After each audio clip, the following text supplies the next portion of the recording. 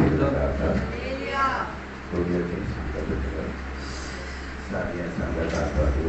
పెద్దల చేతిలో దూర ప్రాంతములకి దేవుడు వాక్యం ఆరోగించిన దేవుడు అందరికీ సంప్రదాయ వందనాలు. దేవుడు అందరికీ దీవించగా 1000 పరివారణం వద్దని చెప్పుకొని వస్తున్నారు. అది 1000 పరివారణం దేవుడు ఈ భూమిలో ఆయన చెప్పిన వాగ్దానం ఒకటి నెరవేర్చుకున్నాం. మనం ముందుకు నేర్చుకున్నారంటే చెట్టుకి చెట్టుకి మార్పు వచ్చినట్టుగా, భూమికి మార్పు వచ్చినట్టుగా, తర్వాత జంతువులకు మార్పు వచ్చినట్టుగా, మార్పు లేదు ఒకటి అంటే పాముకి మాత్రం ఏం లేదు, మార్పు లేదు. అలాగా తర్వాత పశువులకి పాలు పెరిగిపోతుంది కదా, ఇదన్నీ మార్పు జరుగుతాయి కదా. పొలంలో పాడి విత్తనం వేస్తే ఆ విత్తనం వేసినప్పుడు విత్తనము 100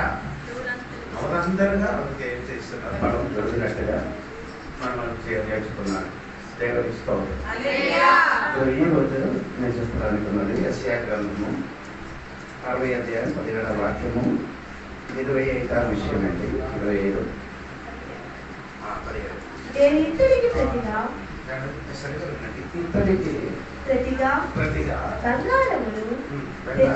ఇత్తడికి బదులుగా ఏడుస్తుంది బంగారం. అందరి ఇంటికి చూడండి, అందరి ఇంటిలో ఏముంది ఇప్పుడు ఇత్తడి ఉంది. ఎక్కడ మీరు ఇంటి బయట కదా బిందెలు ఇత్తడి మొత్తం ఎందుకు అదనంగా ఉంచారంటే నాకు తెలియదు. వాడలేదండి అంటే మాకు ఉన్నాయి చూపించండి. అందరూ లేదు మా ఇంట్లో ఉన్నాయి. దేవుడు గుడికి కొందరికి కూడా ఇప్పుడు కూడా ఏం అవలేదు, అర్థం అవలేదు. ఇది ఎలాగ దొరికింది? ఇది ఇత్తడి పాత్ర అండి, కొన్నారా? గిఫ్ట్ డబ్బులు ఇస్తే ఆడలేదు, పొలాలు వస్తుంది, ఏంటి పొలాలు పిల్లలకి ఇవ్వడానికి ముందు రెడీ చేసుకుంటారయ్యా. ఆడపిల్ల పెళ్లి చేసినప్పుడు ఆంధ్ర సిస్టమ్ అది అంటే అలాగే పెట్టారయ్యా. పెడితే అది ఏంటి, దానికి నీ చెయ్యనకి ఆడికి ఏదైనా ఉన్నారు కదా, ఏ ఉపకారం లేదు. ఇదే ఒక వస్తువుగా అలాగే కూర్చున్నారు. సంవత్సరంలో ఒకసారి వచ్చి క్రిస్మస్ టైంలో తీస్తారు. అందుకని నా దేవుడు ఇతడికి బదులుగా ఏం చేస్తాడు. అందుకని ఆ దేవుడికి ఇప్పుడు కొందరికి అదే పిచ్చేది. ఎక్కడెక్కడ పెట్టాలని నాకు తెలియదు. అన్ని చోట్ల ఏం చేస్తున్నారు, ఆడేం చేస్తున్నారు, ఇత్తడి మీద బంగారం పెడుతున్నారు. ఎక్కడెక్కడ పెట్టున్నారు, ముక్కులు పెడుతున్నారు. ముక్కులు పెట్టిన తర్వాత చెవిలు పెట్టినప్పుడు తర్వాత మెడలేరు పెట్టిన అక్కడ కూడా పెట్టినప్పుడు తర్వాత అంటే చాలా లేదు. చెయ్యికి అయింది, చెయ్యి కట్టు పెట్టినప్పుడు కూడా ఏం లేదు, కాలుకి ఏదండి నడుముకు కట్టుతుంది. అన్ని ఎక్కడ కట్టుతున్నారు, దేవుడికి దేవుడికి ఇదన్నీ ఇది మొత్తం వేసిన మునిపై ఏసై అన్ని వస్తే బాగుందని అనుకున్నాను. దేవుడికి స్తోత్రం. దేవుడు పరిపాలన ఈ భూమిలో జరిగినప్పుడు ఏం చేస్తున్నారంటే ఇతనికి బదులుగా దేవుడే వస్తుంది. అందుకే నేను పోయిన వారంలో అది గురించి కొంచెం మాట చెప్పి నేను ముగించాడు. అవును కదా, ఏదండి ఇతడి బంగారం గురించి నేను చెప్పారు. ఇస్రాయేల్ ప్రజలే ఐగుప్తు దేశం నుండి బయలుదేరి ఎక్కడ వచ్చింది, హోరేబు కొండ దగ్గరికి వచ్చారు. ఇస్రాయేల్ ప్రజలు మోసే ఏం చేశారంటే దేవుడి సన్నిధికి వెళ్ళింది. దేనికి వెళ్ళిపోయింది? 10 ఆజ్ఞలు రాయబడిన పలకలు తెచ్చి రావడానికి ఆయన కొండకి ఎక్కి 40 రోజు దేవుడితోని కూర్చున్నాడు. ఈ పలక 2 తెచ్చి వచ్చినప్పుడు ఇశ్రాయేలు ప్రజలు ఏం చేస్తున్నారంటే, ఇశ్రాయేలు ప్రజలందరూ ఏం చేశారు, మోసకి కనబడలేదు. నేను ఇప్పుడు చెప్పండి 32వ అధ్యాయంలో మోసకి కనబడలేదు. అందుకని వారందరూ ఎవరి దగ్గరికి వెళ్ళారు? అరుణ్ దగ్గరికి వెళ్ళినప్పుడు అరుణ్ ఏం చెప్పారంటే మీ పోగులన్నీ తీసి అంటే అది ఏం చేశారంటే దేవుడికి స్తోత్రం, మోసకి మనం కనబడలేదు, అందుకని కాబట్టి నీ ఏం చేయాలి? మీ పోగులన్నీ తీసి మమ్మల్ని నడిపించడానికి ఒక దేవాలయం చేశారు. అయ్యో అదే నాకు అంటే 40 అంటే ఇశ్రాయేలు ప్రజలకి నడిపించి వచ్చిన వారు ఎవరండి? దేవుడు కదా, దేవుడే నడిపించి వచ్చారు కదా. ఈ నడిపించి వచ్చిన ఆ దేవుడికి విడిచిపెట్టి ఎవరికి ఇప్పుడు కోరుకున్నారు? వేరే దేవుడు. ఆ దేవుడు అంటే నడవడు, ఆ దేవుడు నడవడు, నడిపించాలి. అదే మమ్మల్ని నడిపించడానికి ఒక దేవుడికి 32 దేవుడు చూడండి. నేను చెప్పాను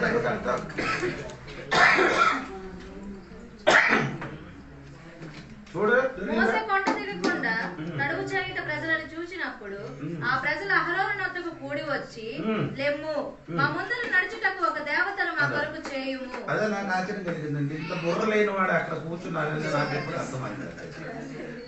ఏంటండి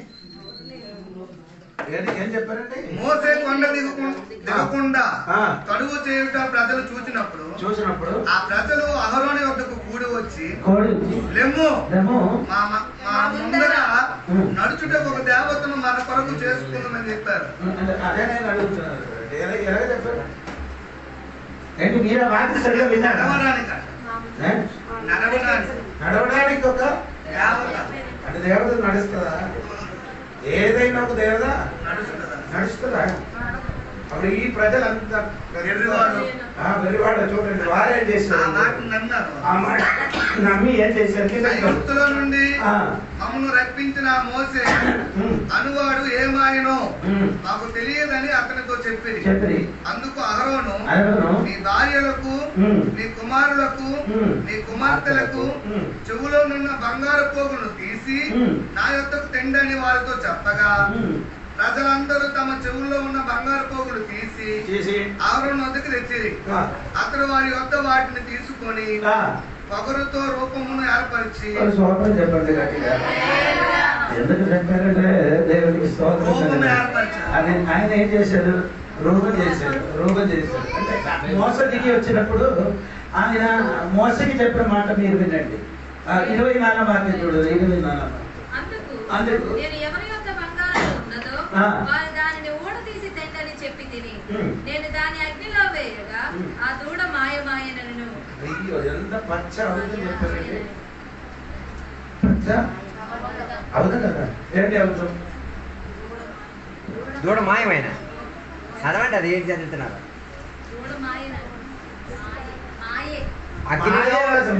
దూడ అంటే అగ్నిలో వెయ్యగా దూడ బయటకు వచ్చింది అంటున్నాడు. మాయమైపోదు కాదు, దూడ తయారయ్యింది. అలాగే అవుతుంది. ఈ బంగారు మొత్తం అగ్ని చేస్తే అవుతుందా? అవుతుందా? ఇదేంటి ఈయన ఏం చేశారు? 32వ అధ్యాయం ముందుకు చదివారు. ఆ బంగారం అన్ని తీసి ఏం చేశారు? రూపం చేశారు. రూపం చేసినప్పుడు దూడ అయింది. ఇప్పుడు మోసకి ఏం చెప్తున్నారు? వీళ్ళు చేశారని ఒప్పుకోవట్లేదు. తయారు చేసి ఆయన మీద నేను చెప్పిన మాట ఏంటంటే, ఆ చెప్పిన 25వ వాక్యం చదవండి. అప్పుడు మోస చెప్పిన మాట వినండి. మోసే చూచెను, వారి విరోధులను వారి ఎగతాళి కలుగునట్లు అహరోను విచ్చలవిడిగా తిరుగుటకు వారిని విడిచిపెట్టి ఉండేను. ఏంటి అని అర్థం? 25వ వాక్యం అర్థం నాకు చెప్పండి. నాకు తెలుగు సరిగా రాదు, మీరే చెప్పాలి. ఆ వాక్యం చదివి చెప్పండి. ఏదా నీకు మనసు ఏదో వచ్చిందో చెప్పండి. విచ్చనవిడిగా ఉన్నారు అన్నదాన్ని. తర్వాత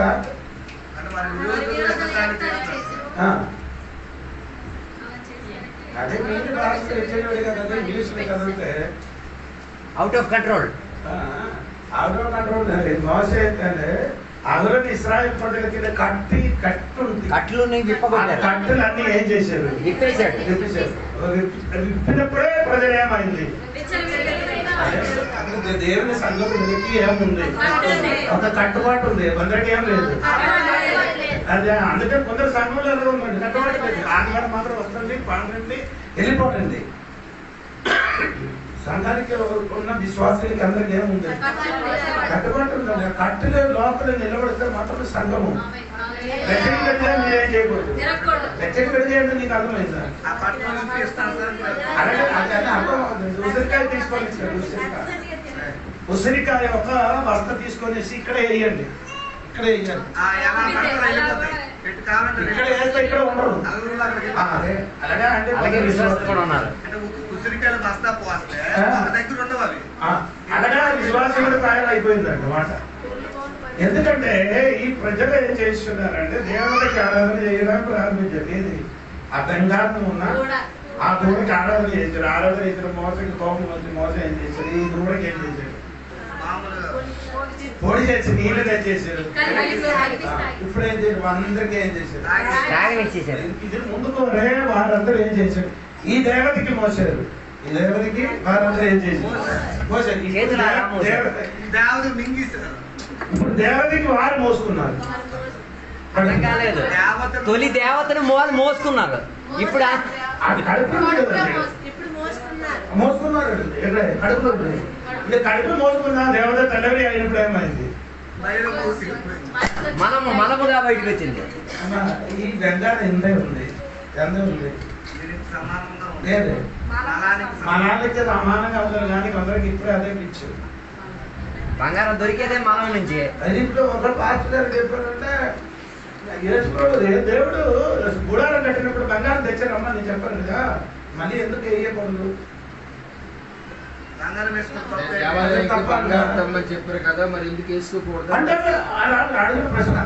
అదే దేవుడు కదా, దేవుడు చెప్పారు కదా నీ ఏం చేయకూడదు, విగ్రహంలో ఏం చేయకూడదు, విగ్రహానికి ఏం చేయకూడదు, సేవించకూడదు. అదే దేవుడు కాదు. ప్రత్యక్ష కూడా ఆరులు ఏం చేయాలి? 2 తొరుగులు కదా ఆకృతిగా చేసి దాన్ని పెట్టుమని చెప్పారు కదా. అదే దేవుడు అదే చెప్పారు. అదే కదా బైబిల్ చదవండి అంటే ఇశ్రాయేలు ప్రజలకు ఏం చేశారు? దేవుడికి విరోధంగా ప్రవర్తించారు కాబట్టి పాము వచ్చి అందరికి ఏం చేశారు? కాటినప్పుడే వాడు ఏం చేశారు? ఇతర సర్పంకి నాటే రాజు దేవుడు చెప్పారు సేవ చేయకూడదు అని చెప్పి ఒక ముఖ పట్టుకొని ఏం చేయకూడదు. ఒక బోధ మన సిస్టర్ అంటే మెచ్యూరిటీ ఫంక్షన్ కోసం ఒక చిన్న ముఖం ఉంది. ఏదో వాక్యం అది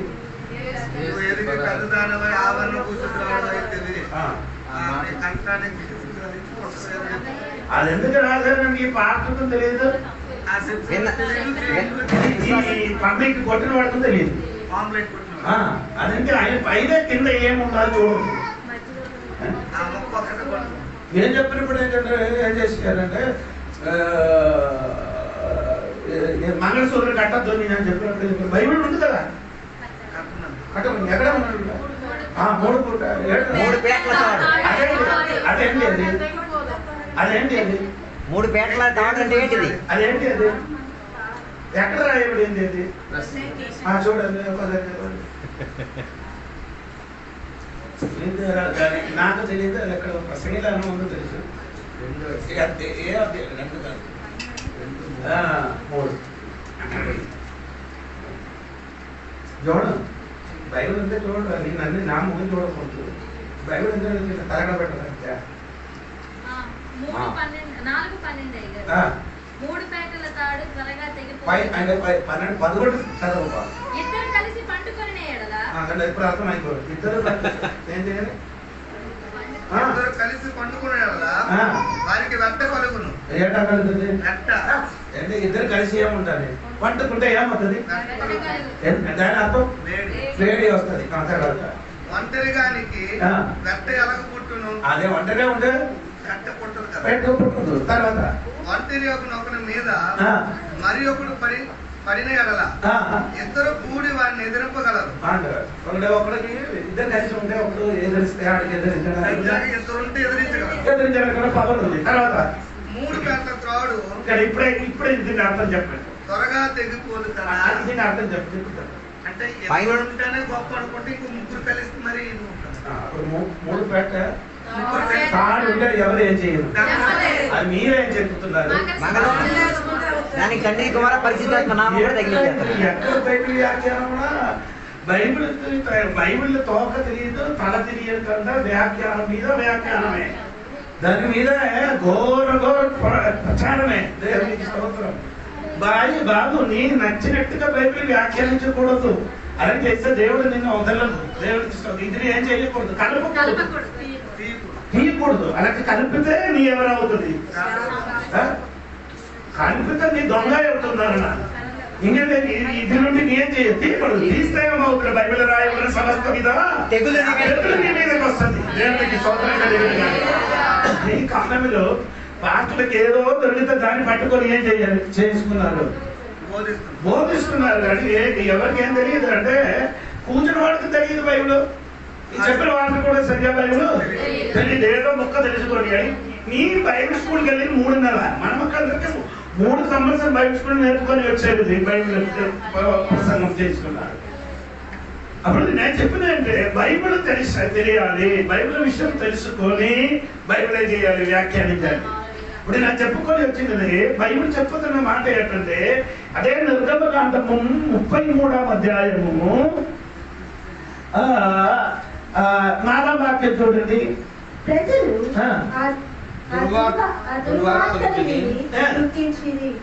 ఎవరును ఆభరణములను ధరించుకొనలేదు.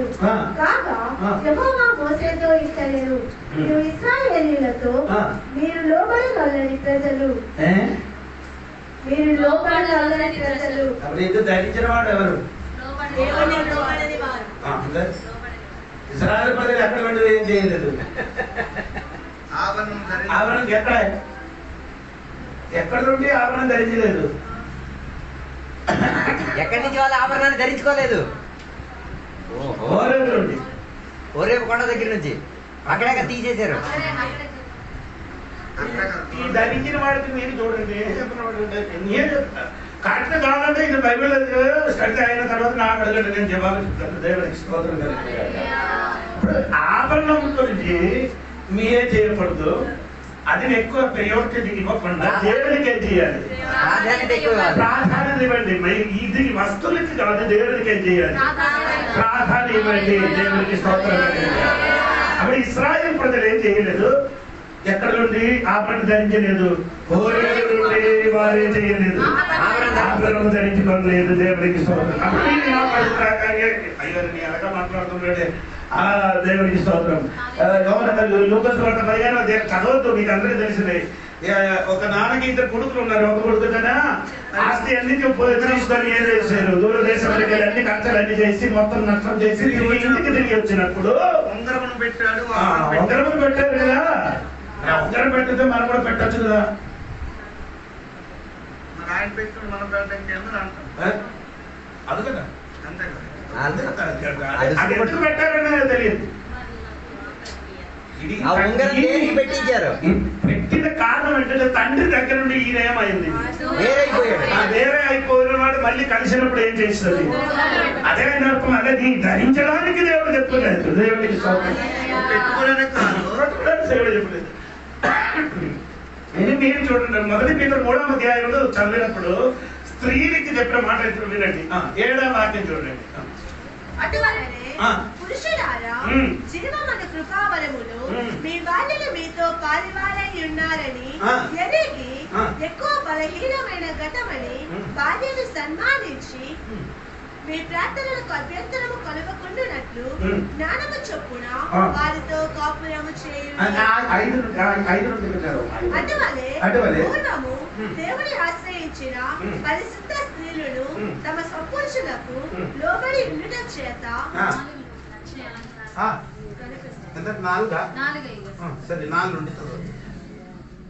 సాధువైనట్టు మృదువైనట్టునైనా గుణమను అక్షయ అలంకారము గల మీ హృదయపు అంతరంగ స్వభావము మీకు అలంకారముగా ఉండవలెను. అది దేవుని దృష్టికి మిగుల విలువ గలది. అర్థమైందా? అర్థం కాలేదండి. 3 నుండి ఇంకా మూడు నుండి కిందకి చదివినప్పుడు ఏం చేయగలదు? జడలను కొనుటయు, బంగారు నగలు పెట్టుకున్నట్టు, వస్త్రం ధరించుకున్నట్టును, వెలుపటి అలంకారం మీకు అలంకరంగా ఉండక సాధువైనట్టు మృదువైనట్టునైనా గుణమును అక్షయ అలంకరము గల మీ హృదయపు అంతరంగ స్వభావము మీకు అలంకరముగా ఉండవలను అని దేవుని దృష్టికి.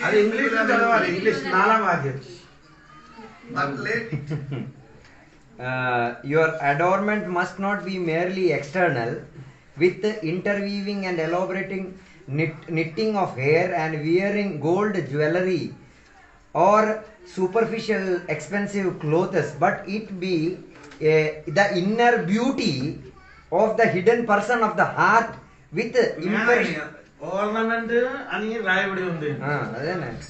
జ్యువెలరీ నీ హృదయంలో లోపల నీకేం ఉండాలి? అలంకారం. ఇంగ్లీష్ చదువుతున్నాను. మనం ఎప్పుడు బైబిల్ స్టడీ కేజీవి చదవాలి. కేజీవి కింగ్ జేమ్స్ బైబిల్. అప్పుడు అదిలే ఏంటి రాయబడింది అంటే దేవుని బిడ్డలారా ఎక్కడ అలంకారం కావాలి?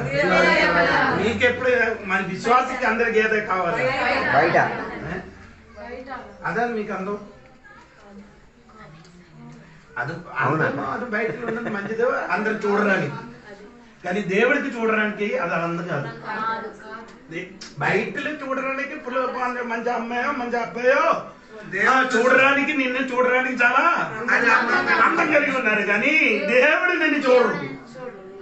దేవుడు నిన్ను ఏం చేయను. దేవుడు చూడాలండి.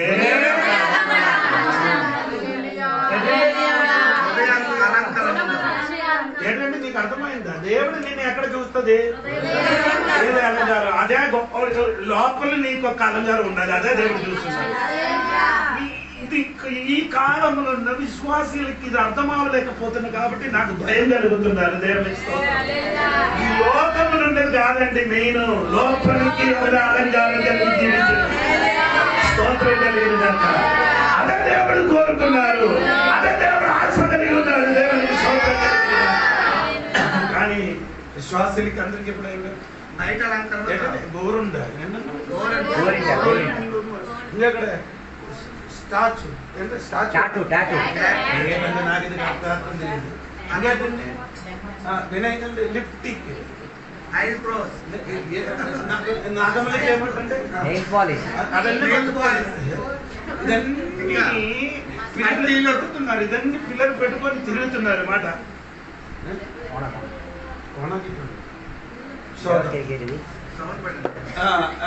ఏమైందంటే దేవునికి స్తోత్రం కలిగింది కాక ఏమైందంటే ఇదే డెకరేషన్ అయిపోయిందండి. మళ్ళీ బ్యూటీ పార్లర్కి వెళ్ళిపోతే ఆడ ఏం చేస్తున్నారు, ఇదన్నీ కట్టి చేసి మొత్తం చేసి అందంగా ఇదే చేయడానికి బయటలో చాలా అందంగా కనిపించడానికి ప్రయత్నించున్నారు, కానీ లోపల అందం ఉండాలని ఎప్పుడు కూడా ఏం చేయలేదు. లోపల ఏంటి అంటే లోపలికే ఉన్న అలంకారం ఏంటి అదేంటి అదేంటి అది మాట ఉంది. ఏంటి అలంకారం ఏమన్నా ఉంటాయి?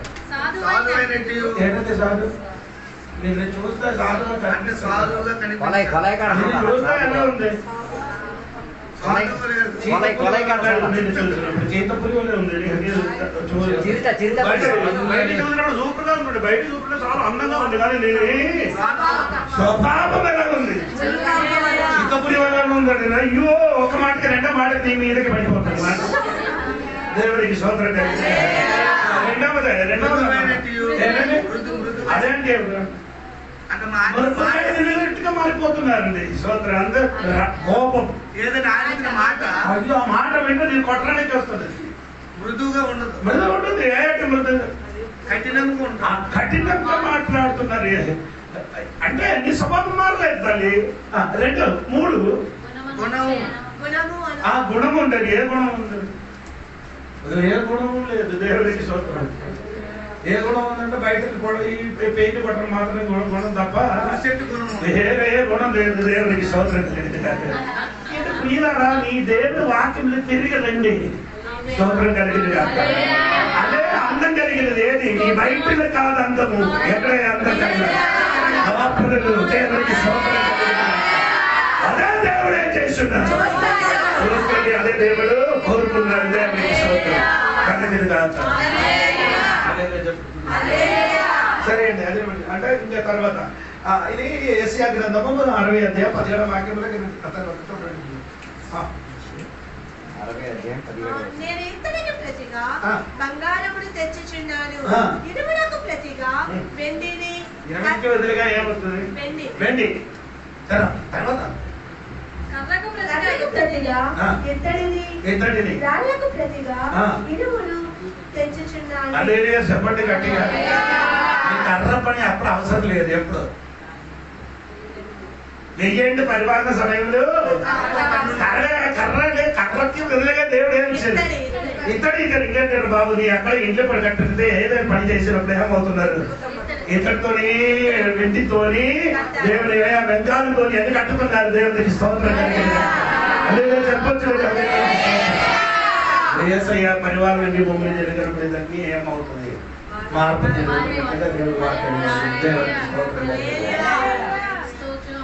ఇది 26వ విషయంలో చూడండి.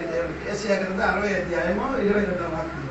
వారిలో ఒంటరి అయిన వారు 1000 మంది అగును, ఎన్నిక లేని వారు బలమైన జనమగును. యెహోవానగు నేను తగిన కాలమున ఈ కార్యమును త్వరపెట్టుదును. స్తోత్రం చెప్పండి. ఇప్పుడు ఈ లోకంలో జనము ఏమవుతుంది? వర్ధిల్పబడుతుంది. జనం ఏమవుతున్నారు? వర్ధిల్పబడుతుంది. దేవునికి స్తోత్రం. ఇప్పుడు మీరు ఒక విషయం తెలుసుకోవాలండి. వర్ధిల్పబడుతున్న ముందు ఒక విషయం కూడా ఉంది. అది కూడా ఉంది. సక్రియ 13వ అధ్యాయంలో కదండి. 13వ అధ్యాయం జకరియా 13వ అధ్యాయం 8వ వాక్యం చూడండి. దేశమంతటా జనులను 2 భాగముల గలవారు తెగవేయబడి చతురు, 3వ భాగము వారు చేసితురు. ఈ 7 సంవత్సరాలు ఇక్కడ మహాశ్రమ జరిగినప్పుడు ఈ భూమిలో ఉన్న మనుషులు 3 భాగములు దేవుడు చేస్తున్నారు. 2 భాగం ఏమవుతుంది? చనిపోతుంది.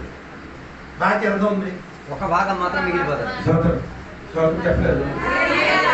అంటే ఇప్పుడు ఎంత ఉంది లోకంలో? అందరి ప్రజా సంఖ్య ఎంత ఉంది? పాపులేషన్ ఎంత? ఇప్పుడు లోకానికన్నా పాపులేషన్ ఎంత? ప్రజా సంఖ్య ఎంత? హల్లెలూయా. హోంవర్క్ కనుక్కుంటారండి.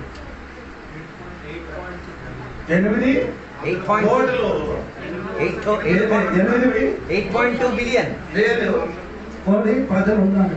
అదే మూడు భాగం చేశారు. 24 కోట్ల ప్రజలు. దాన్ని 3 భాగాల కింద విభజించండి. 3 భాగం చేయాలి. 2.5 ఎంత వస్తుంది కదా? 2.5 వేసుకోండి. 2.5 వేసుకోండి. దేవునికి 2.5 అదే 2 భాగం కట్టి చేయాలి. 5.5 పోయింది కదా. 5.5 కోట్ల మంది జనాలు చచ్చిపోతారు. భాగ్యం ఉంది. 2.5 కోట్లు. 2.5 కోట్లు. 2.5 కోట్లు కొందరు కూడా వెళ్ళిపోతారు. ఎక్కడ అదే ఎక్కడ రాయబడిందంటే మత్తయి సువార్త 25వ అధ్యాయం. మత్తయి సువార్త 25వ అధ్యాయం 33, 34 వాక్యం చూడండి. గొర్రెలను ఎడమ వైపున మేకలను నిలువబెట్టును. అప్పుడు రాజు తన కుడి వైపున ఉన్న వారిని చూసి, నా తండ్రి చేత ఆశీర్వదింపబడిన వారులారా, రండి, లోకము పుట్టినది మొదలుకొని మీ కొరకు సిద్ధపరచబడిన రాజ్యమును స్వతంత్రించుకొనుడి. నేను ఆకలి కొట్టిని, మీరు నాకు భోజనము పెట్టింది, దప్పి కొట్టిని, నాకు దాహం ఇచ్చింది, పరదేశినై ఇంటిని, నన్ను చేర్చుకొంటిని, దిగంబరినై ఇంటిని, నాకు బట్టలు ఇచ్చింది, రోగినై ఇంటిని, నన్ను చూడవచ్చింది, చెరసాలలో ఉంటిని. అప్పుడు ఆయన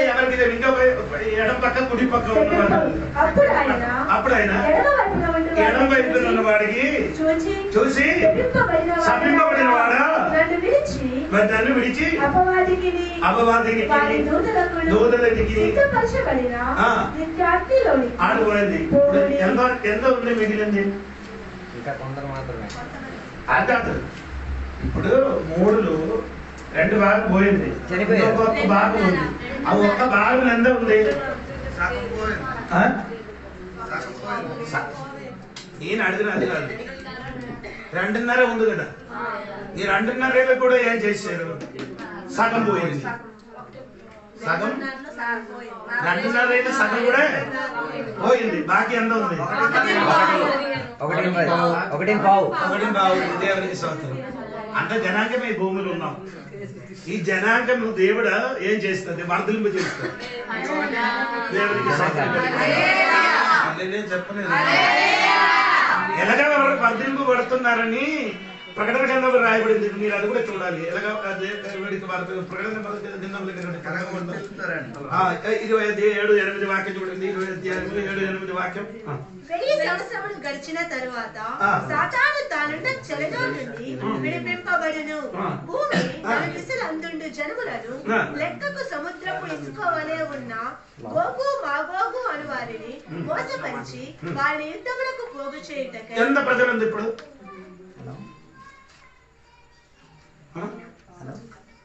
దాన్ని చదవలే నీకు తెలియదు. అది ఎంత ఇసుకోవాలి. ఎందుకు కూర్చున్నారని నాకు తెలియదు. ఎందుకు బైబిల్ చదువుతున్నారు నాకు తెలియదు. శ్రద్ధగా వినండి. మీరు విన్నారని ఆశ కలిగి అక్కడ ప్రజలు ఎలా ఉంది? ఇసుకోవాలి అంటే ఆయన అర్థం చెప్పండి. ఇసుకోవాలి అంటే ఆయన అర్థం చెప్పండి. ఆ వర్గంలో పడిన జనానికి ఏం లేదు. లెక్కలే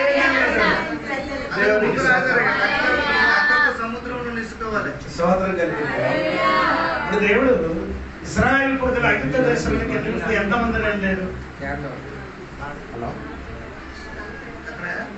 ఇశ్రాయేలు ప్రజలు ఐగుప్తు దేశానికి వెళ్ళింది కదా, ఎంతమంది వెళ్ళారు?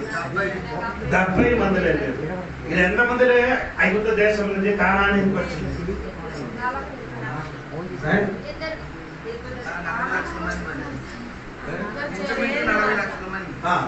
ఇంచవచ్చు. అది ఎలాగా చెప్పాలి? అలాగా ఒట్టుకునే చెప్తా ఉందండి. నిర్గమకాండములకి రండి. నిర్గమకాండము 12-37 వాక్యం చూడండి. నిర్గమకాండము 12వ అధ్యాయము. అప్పుడు ఇశ్రాయేలీయులు రామాసేసు నుండి సుక్కోతుకు ప్రయాణమైపోయిరి. వారి పిల్లల పేత కల్పనము 6 లక్షల వీరులు. అంటే కల్పన అంటే కల్పన అంటే ఏంటో బైబిల్ చదువుతున్నారు.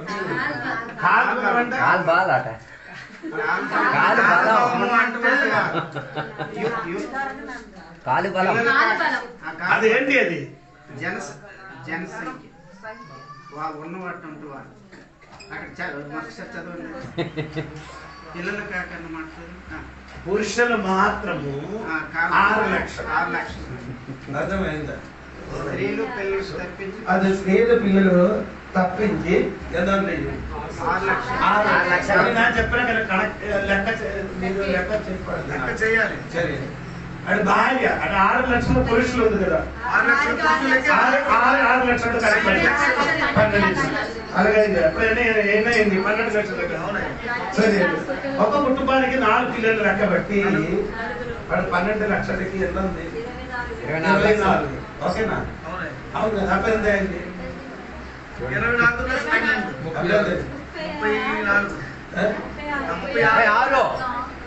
36. ఇంకేంటండి? ఇది కాక మిశ్రిత కొంచెం ప్రజలు ఉన్నారు. మిశ్రిత ఒక 4 లక్షలు. అదే 40 లక్షలు. ఎన్ని సంవత్సరాల లోపల?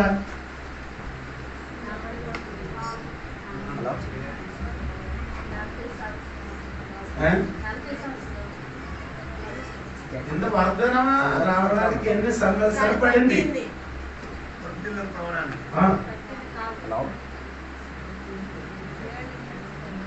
తెలియదు. అబ్రహాముకి దేవుడు చెప్పిన మాటలండి. అబ్రహాము దేవుడు చెప్తారు, నీ ఎన్ని సంవత్సరం ఐగుప్తు దేశంలో ఉన్నామని చెప్పారు. ఆదికాండము 15వ అధ్యాయం చూడండి. ఆదికాండం 15వ అధ్యాయం త్వరగా చూడండి. 15వ అధ్యాయము 13వ వాక్యం చూడండి. 13వ అధ్యాయం. ఆయనని సంతతి వారు తమది కాని పరదేశమందు నివసించి ఆ దేశపు వారి దాసులుగా నుందురు.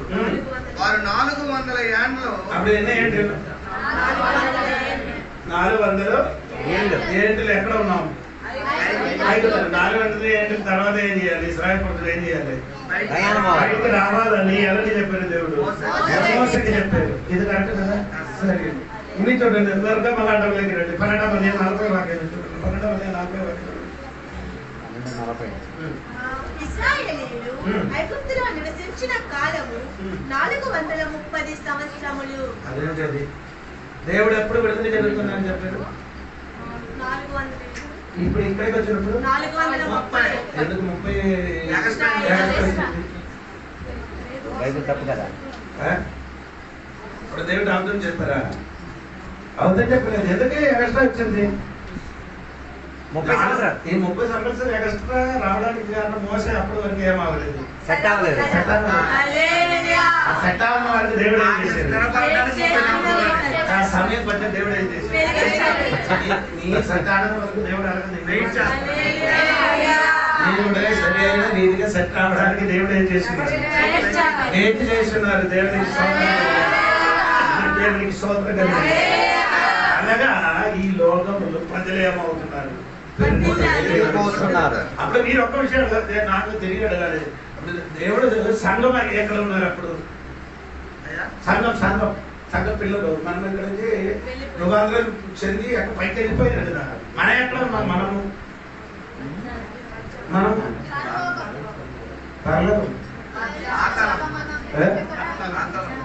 పాదాలు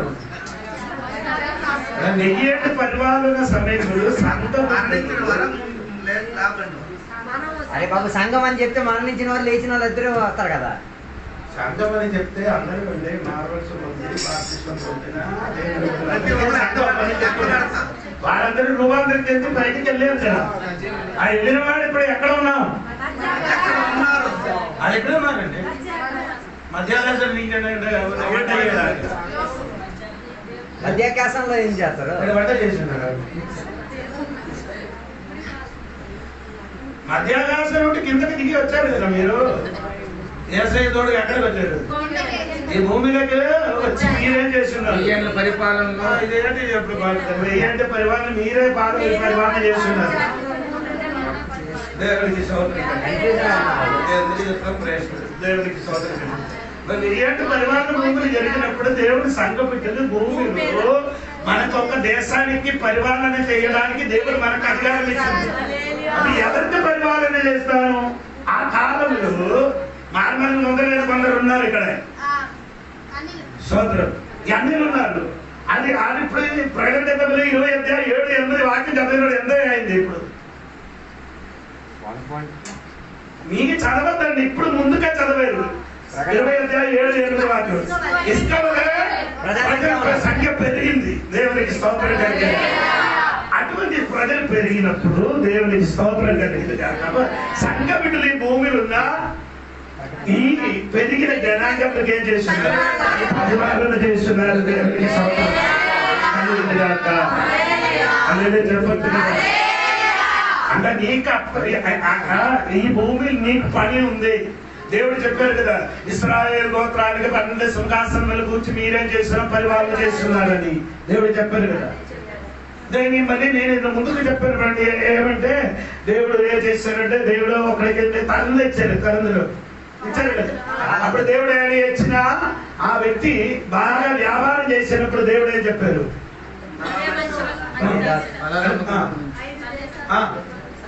అది చెప్పింది. అది నాకు అది నాకు అర్థమైంది. ఇంకేదో ఒక పదం ఉంది, అది కూడా చెప్పండి. ఇంకో ఉంది. మీరు 10 పట్టణానికి దేవునికి స్తోత్రం కలిగింది. అదే చెప్తున్నారు. మనకు పట్టణానికి, మనం ఒక్కొక్క దేశానికి మనం ఏం చేయబోతున్నారు? ప్రభుత్వం చేస్తుంది. దేవునికి స్తోత్రం కలిగిన దాకా. దేవునికి స్తోత్రం కలిగిన దాకా. వెయ్యేట పరిపాలన భూములు జరిగినప్పుడు ఇక్కడ ఉన్న మనుషులు ఏమన్నా పెరుగుతుంది. మనకేం లేదు. పరిపాలన చేయని వాడికి ఏం లేదు. పని లేదా? తల్లి పరిపాలన చేయని వాడు పిల్లలు పుట్టరు, మ్యారేజ్ చేయడు, అది గర్భం ధరించరు. ఎందుకంటే శరీరం కాబట్టి. దేవుడికి స్తోత్రం కలిగింది. రూపాంతరం చెంది లేని వాడు, రూపాంతరం పొందలేని వాడు ఏమవ్వాలి? పిల్లలు నీకేం లేదు. వివాహం చేయడం పద్ధతి లేదు, చేసుకోవడం లేదు, అటువంటి ఏం లేదు. మనం అందరూ ఎవరు వెళ్ళారు? దేవుడు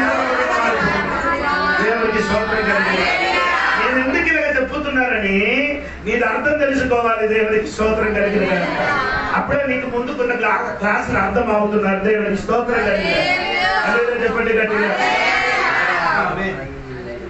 ఇప్పుడు నేను చెప్పిన మాట ఏంటంటే 27వ విషయం చూడండి. యెషయా గ్రంథం 4వ అధ్యాయం 1వ వచనం చూడండి. ఆ దినమున 7 స్త్రీలు ఒక పురుషుని పట్టుకొని అదే చదవండి. మేము మా అన్నమే తిందుము, మా వస్త్రములే కట్టుకొందుము, నీ పేరు మాత్రము మాకు పెట్టి మా నింద తీసివేయమని చెప్పుదురు. ఏంటంటే ఎవరైనా మీకు ఒక ప్రశ్న అడిగితే ఏం చెప్తాను?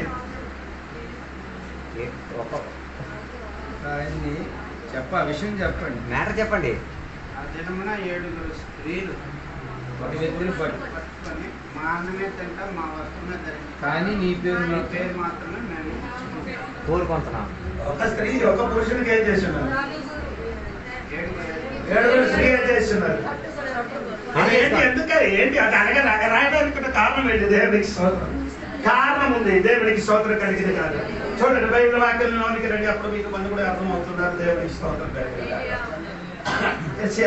యెషయా గ్రంథం 24వ అధ్యాయం 6వ వాక్యం చూడండి. 24:6. శాపము దేశమును నాశనము చేయుచున్నది, దాని నివాసులు శిక్షకు పాత్రులైరి, దేశ నివాసులు కాలిపోయిరి, దేశించిన మనుషులు కొద్దిగానే సంఖ్య తక్కువ, పురుషుల సంఖ్య తక్కువ ఇవ్వాలి. పురుషుల సంఖ్య అంటే ఆడవాళ్ళ సంఖ్య ఎక్కువ ఉంటది, పురుషుల సంఖ్య తగ్గిపోద్ది. అప్పుడు పెళ్లిల కోసం ఏం చేయలేరు. పురుషుల సంఖ్య ఏమవుతుంది? 13వ 12వ వాక్యం చూడండి. 12వ వాక్యం. బంగారు కంటే మనుషులను, ఓపీరు దేశపు సువర్ణము కంటే నరులను అరుదుగా ఉండజేసేదను. ఏంటంటే నీకు అర్థమైందా? చదవండి. ఏంటంటే బంగారు కంటే మనుషులను, ఓపీరు దేశపు సువర్ణము కంటే నరులను అరుదుగా పురుషులు. అప్పుడు పురుషులు ఏమవుతున్నారు? వెయ్యేండు పరిమాణములు జరిగినప్పుడు పురుషులు ఏమవుతున్నారు? పురుషుల సంఖ్య తగ్గిపోద్ది. తగ్గిపోతుంది. తగ్గిపోవడానికి కారణం చెప్పండి. కారణం 2 కారణం. ఒకటి యుద్ధం ఉంది కదా, వార్ యుద్ధం జరుగుద్ది. ఒకటి హర్మగదోన్ యుద్ధం. ఓకే సరే. రెండవది ఏమండి? యెహోవా శాపాత్ లోయలో రెండు యుద్ధంలో యుద్ధం చేయడానికి ఎవరు వెళ్తారు?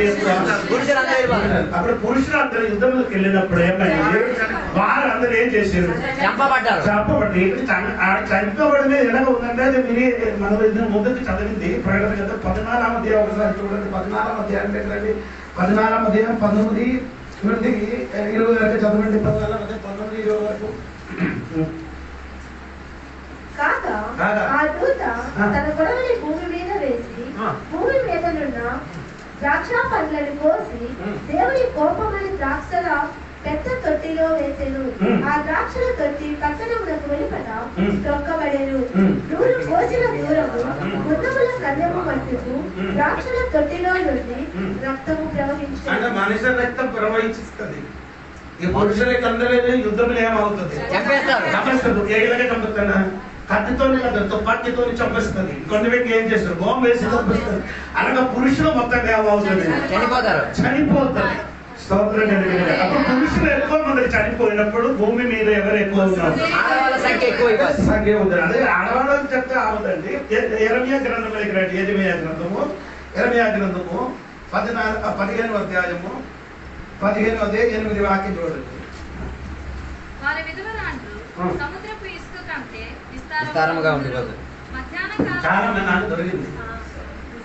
ఎవరండి? అప్పుడు ఇప్పుడు చదివిన వాక్యములు యెషయా గ్రంథం 4లో ఒక్కటిని కూడా కలిసి చెప్పు. ఆ దినమున 7 స్త్రీలు ఒక్క పురుషుని. ఈ స్త్రీ అని చెప్పినది ఎవరది? అది మాత్రం కాదు, పురుషులు తక్కువ ఉన్నారు కాబట్టి ఈ విధవరాలు ఏం చేస్తున్నారు? ఒక పురుషునికి 7 స్త్రీలకు వివాహం చేసి ఉంటాం. అదే సంగతి. అది దేవుడికి సోదరుడు. అది మొదటి పురుషులు లేని కారణం మొదటి పాత్రకి అలాగే కాదు, ఏదో చెప్పుకుంటా అది వేరే సరైన కారణం ఇది. దేవుని 1000 పరివారాలను మోగులు జరిగినప్పుడు పురుషులు తక్కువ, స్త్రీలు ఎక్కువ. దేవునికి స్తోత్రం కలిగిన అప్పుడు ఒక్క పురుషులకి దాదాపు ఎంత సంఘ బిడ్డలకి కాదు కదా, ఇది సంఘ బిడ్డల విషయం కాదు, సంఘ బిడ్డలకి ఏం లేదు, వివాహమే లేదు అప్పుడు. అది మనసు ఉంచండి. నేను అయ్యగారు చెప్పారు, అయ్యగారు చెప్పారు ఒకరికి 7 భార్య పర్లేదని అయ్యారు చెప్పారని అనుకొని మీరేం చేయకూడదు. 7 చేయకూడదు. 7 చేసిన వాళ్ళ గురించి బైబిల్ చెప్పిన వాళ్ళందరూ చచ్చిపోయారంట. మాత్రం దేవుడికి సోదరు. ఇప్పుడు కొత్త నిబంధనలకు వచ్చినప్పుడు ఒకరికి ఒక అదే భార్య చచ్చిపోతే ఇంకొక ఎవరికి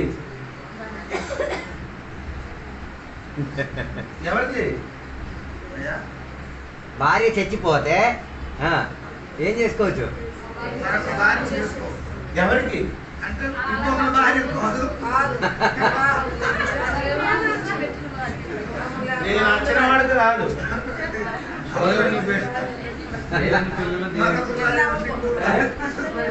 ఇంకొకటి భార్యని కాదు, వివాహం చేయలేని వారు, లేకపోతే దేవుని యొక్క బిడ్డలు.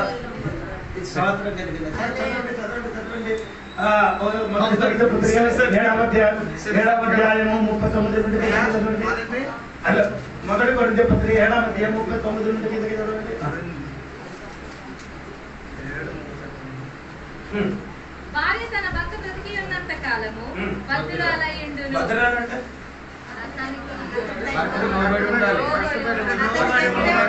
లోబడడం కాదు నీ భాష. దేవుని వాక్యానుసారం కట్టుబాట్లు ఉన్నారు.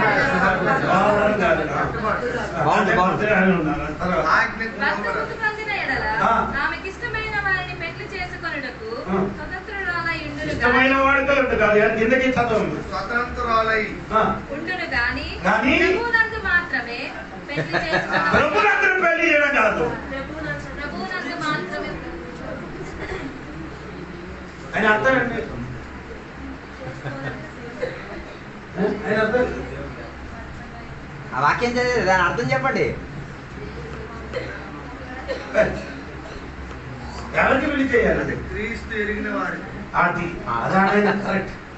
అంటే మారు మనసు పొంది బాప్తిజం పొందిన బిడ్డలకి మాత్రమే దేవునికి కొందరికి ఇప్పుడు ఏం అర్థం అవసరం లేదు. ఎవరైనా కావాలంటే తీసుకొని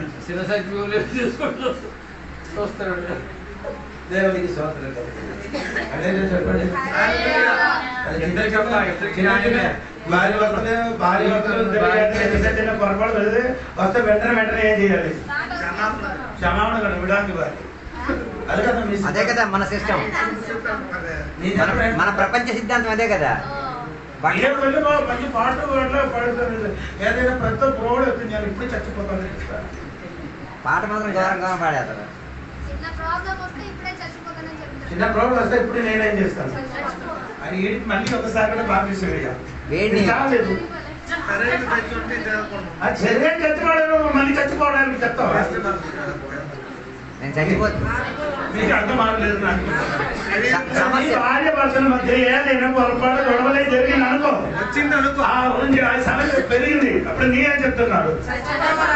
అమ్మా నన్ను బ్రతుకు నేనేం చేస్తాను? చచ్చిపోతాను అంటే అదే నేను చెప్తున్నా. అటువంటి వాడికి మళ్ళీ ఏం చేయాలి? వేడి నీళ్ళు ఇవ్వాలి. దేవుళ్ళు ఉన్నవాడికి భయం ఎందుకు? చిన్న చిన్న పొరపాటు వస్తే వెంటనే ఏం చేయాలి? అది సెట్ చేయాలి. దేవుడికి స్తోత్రం. విషయం అంటే దేవుడికి స్తోత్రం కలిగింది కాక 1000 పరివారం భూములు జరిగినప్పుడు ప్రజల సంఖ్య ఏమవుతున్నారండి? పెరుగుతుంది. ఎలాగ పెరుగుతుంది? ఒక స్త్రీ ఒక పురుషునికి 7 భార్య అండి. దేవుడికి స్తోత్రం.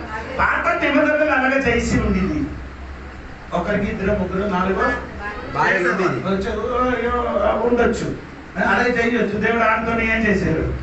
మాట్లాడింది. అది ఎప్పుడు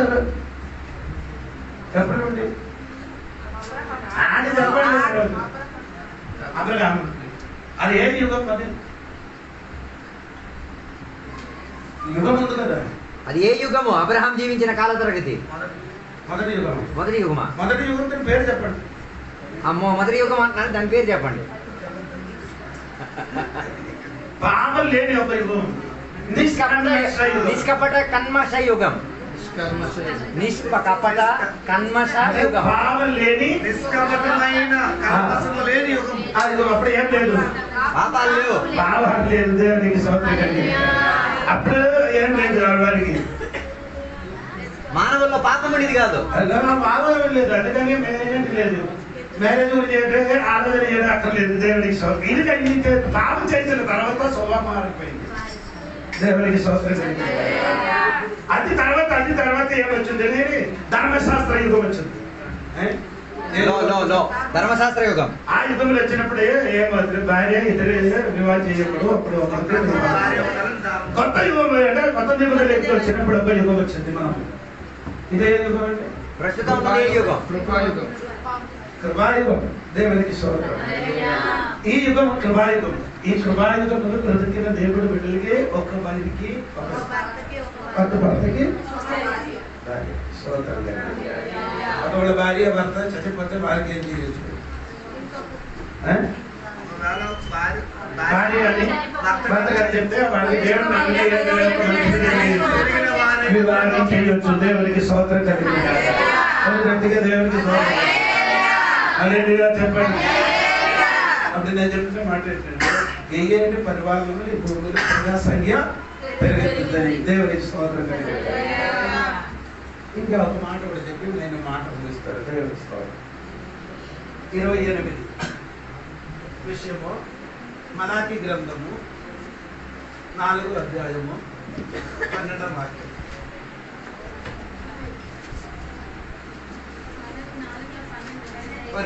రెండు సోర్లు. యాకోబు సంతతి వారి నేరాలలో నుండి మేల్కొల్పు వారిని, పలుకు వారిని, సైన్యములకు అధిపతియగు యెహోవా నైవేద్యము చేయు వారిని యెహోవా నిర్మూలము చేయును. చదవండి. మరియు రెండవసారి మీరు అలాగుననే మలాకి చేయుడి. గ్రంథం 4వ అధ్యాయము 2వ వాక్యం అంటే, అయితే నా నామమందు భయభక్తుల గలవారము మీకు నీతి సూర్యుడు ఉదయించును. అతని రెక్కలు ఆరోగ్యము కలుగజేయును.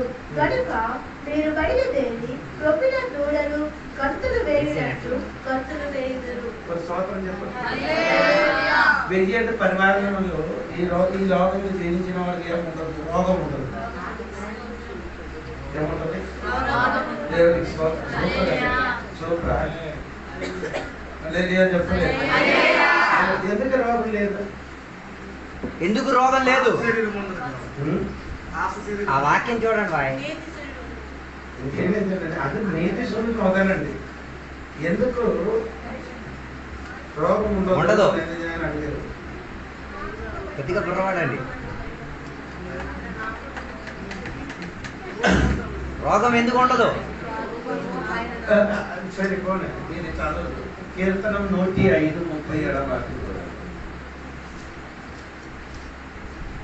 అక్కడ నుండి తన జనులను వెండి బంగారములను ఆయన రప్పించెను. వారి గోత్రములలో నిస్సత్తువు చేత తృప్తిల్లు వాడొక్కడైనను లేకపోయేను. ఏంటి ఆయన అర్థం? ఏంటంటే ఆయన అర్థం వాక్యం చదవనప్పుడు 37వ వాక్యం అండి.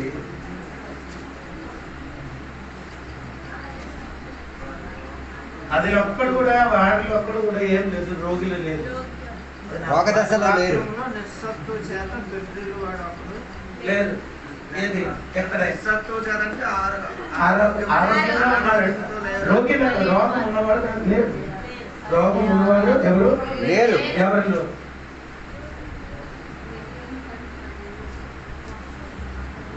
దేవుడు ఇశ్రాయేలు ప్రజలకి ఐగుప్తు దేశం నుండి రప్పించిన దానిని ఆడు ఏం చేస్తున్నాడు? ప్రయాణం చేసిన సందర్భంలో ఎన్ని సంవత్సరం 40 సంవత్సరం ఎడారి చేసాడు. ప్రయాణం చేసిరి. ప్రయాణం చేసినప్పుడు వారిని ఒక్కడు కూడా ఏం చేయలేదు, రోగిగా ఉండలేదు. కొందరు పని ఏం చేసినాడు, కొందరు ఏం చేసి ఉన్నారు. మరి పని చేసా రోగ దశలోకి వెళ్ళిపోయారు.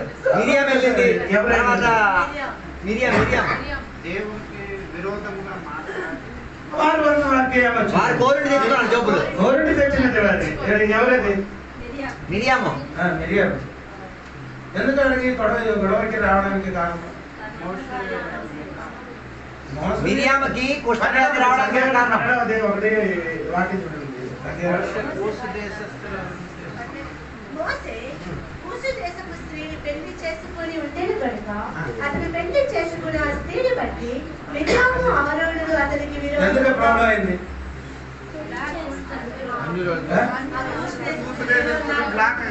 అది చెప్పండి, అది ఏంటి? నాకు అది అర్థమైంది. వీడికి గొడవ రావడానికి కారణం ఏంటి? ఆ కలర్ రంగు రంగు ఏది కూసు తెస్తున్నవాడు మేమందరం తెల్లదమే, నువ్వు నల్లదాన్ని తెచ్చామని. అంటే బైబుల్ ఉంది కదా, యెర్మయా గ్రంథంలో కూసుని అని కూసి దేశస్తురాలు.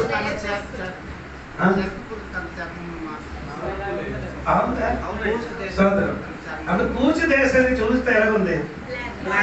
నలుపు నలుపు అంటే ఆగ్రోను మిరియా చూస్తే ఎలా ఉంది? తెల్లగా ఉన్నారు. తెల్లగా ఉన్నవాడు నల్లగా ఉన్నవాడికి ఏం చేశాడు? అదే ఇప్పుడు ఉన్న ప్రాబ్లం. పెళ్లి చూడడానికి వెళ్తే పెళ్లి చూపులకి వెళ్ళినప్పుడు పాప ఎలా ఉంది? కలర్ నీ కలర్ చూసుకొని తీసుకొని వచ్చిన వాడు నీ జీవితం మొత్తం కలరాదు.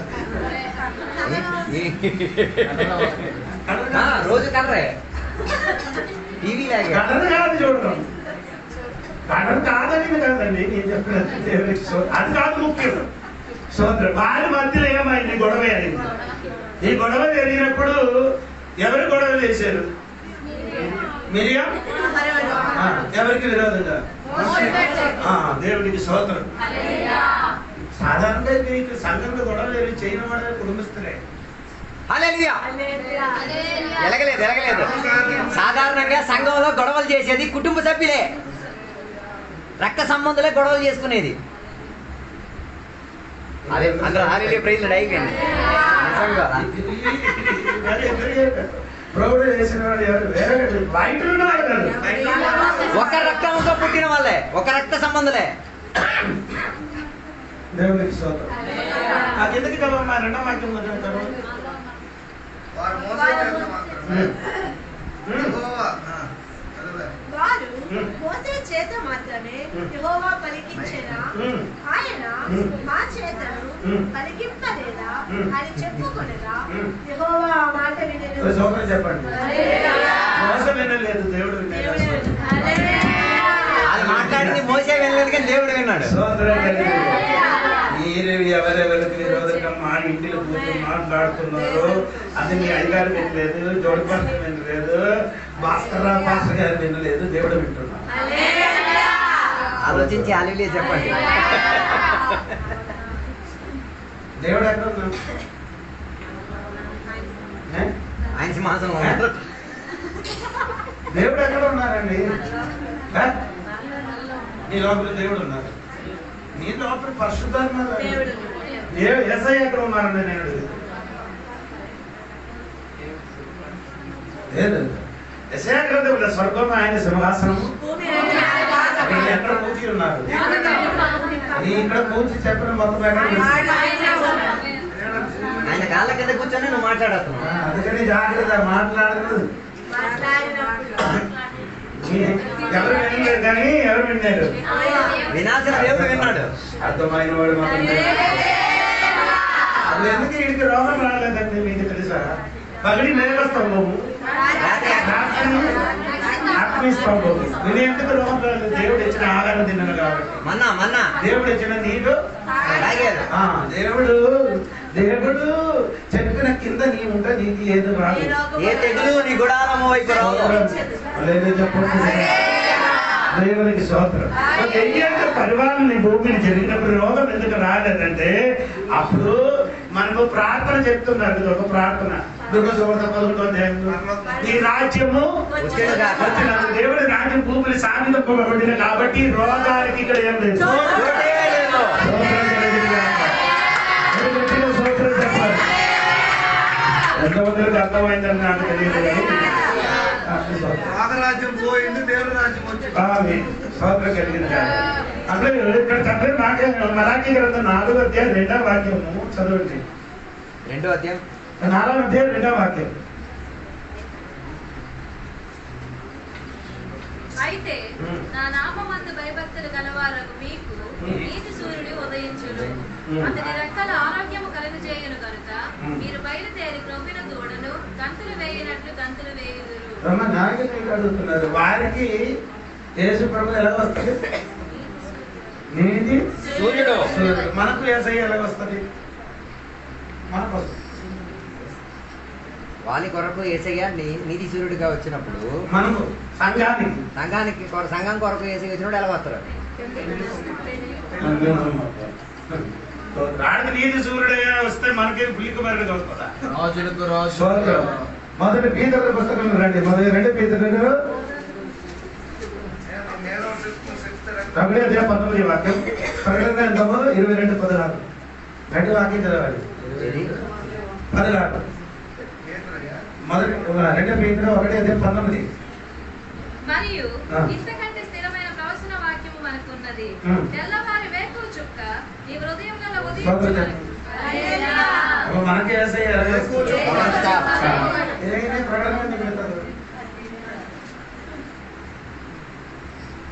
చదవండి.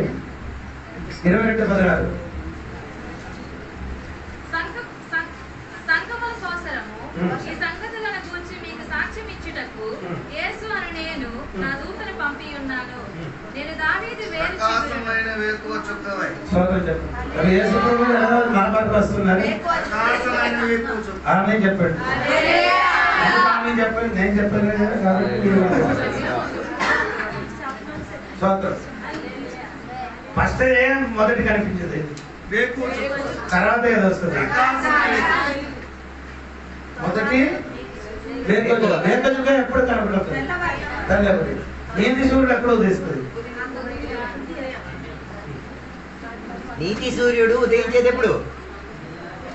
బుర్ర పని చేయండి. బైబిల్ చదువుకున్నప్పుడు ఉదయములో ఉదయించిన వేకువ చుక్క. ఇది ప్రకాశించిన తర్వాత మనమైన వేకువ చుక్క మనం ఉదయిస్తే దేవుడు అప్పుడు ఫస్ట్ యేసు ప్రభు మనకి వేకువ చుక్కగా మొదటిగా మనకు వచ్చిన తర్వాత వారికి నీతి సూర్యుడిగా యేసయ్య వస్తున్నాడు.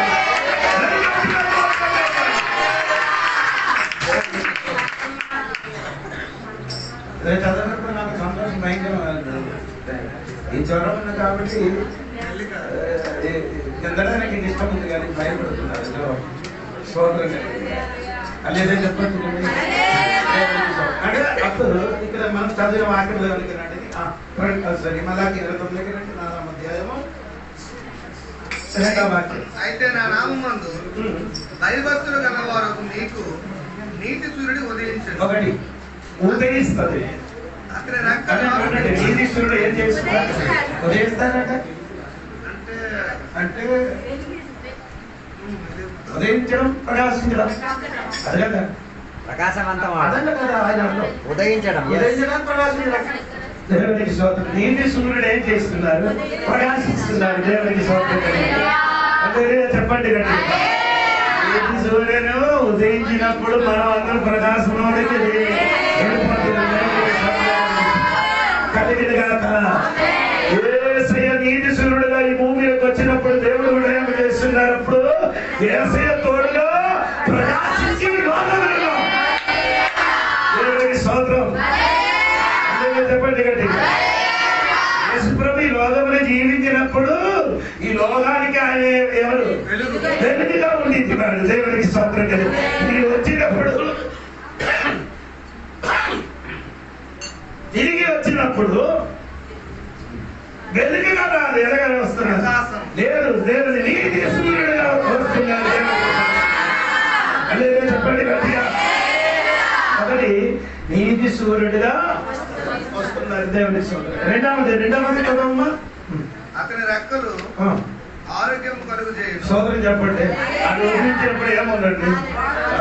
ఏసయ్యలో ఏముంది నినకు స్వస్థత మొదటి పీతరు 2వ అధ్యాయం 24వ వాక్యంలో ఏముందండి చదువుకుంటే మొదటి పీతరు 2వ అధ్యాయము 24వ వాక్యం మీకు అందరికీ తెలిసిన వాక్యం.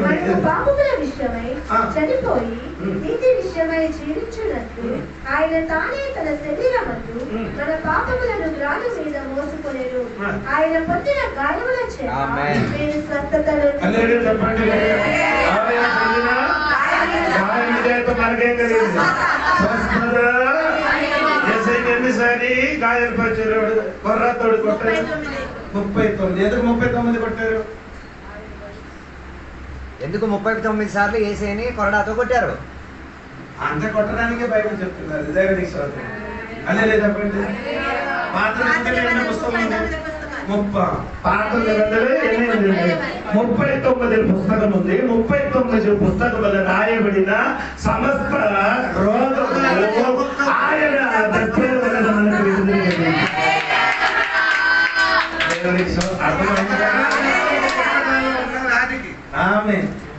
అదే అయితే ఈ రోజు నీకు కలిగిన అన్ని రోగాల కొరకు యేసయ్య దెబ్బల వల్ల నీకేముంది స్వస్థత కలుగుతుంది. దేవునికి స్తోత్రం కలిగిన అదే చెప్పండి గట్టిగా. మూడవది ఏంటంటే చదవమ్మది మలాకి గ్రంథమే. కనుక మీరు బయలుదేరి ప్రభువును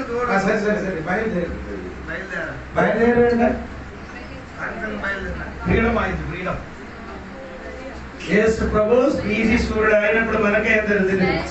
స్వేచ్ఛ లేకపోతే స్వతంత్రత స్వాతంత్ర్యం దొరికింది. దేవుడికి స్వతంత్రం కలిగింది. యేసయ్యలో మనకేముంది? స్వాతంత్ర్యం ఉంది కదా. ఆమె చెప్పలేదు.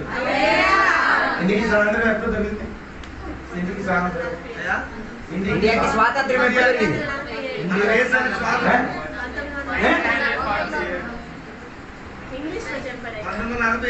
సరే ఎప్పుడు ఎప్పుడు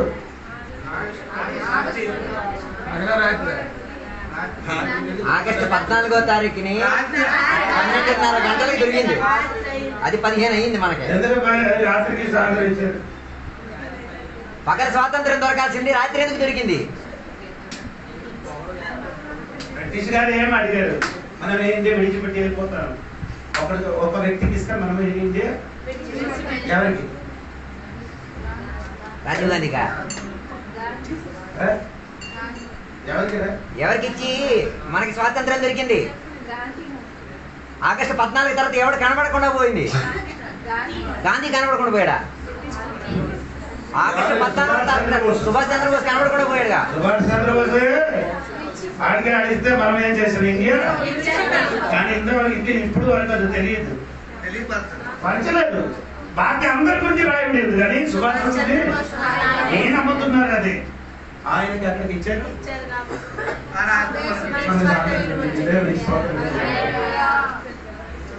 ఇండియాలో ఉన్నప్పుడు మంత్రం మంచి కూడా ఇండియన్ అంతా అప్పుడు ఎన్ని రాజులు ఇక్కడ ఏర్పాటు చేసి ఉన్నారు. దాదాపు బ్రిటిష్ వాళ్ళు పరిపాలన చేసిన కాల తరగతి ఎన్ని రోజులు ఉండేవారు ఇండియాలో? 600 పైన రాజులు ఇండియాలో ఏం చేశారు? పరిపాలన చేశారు.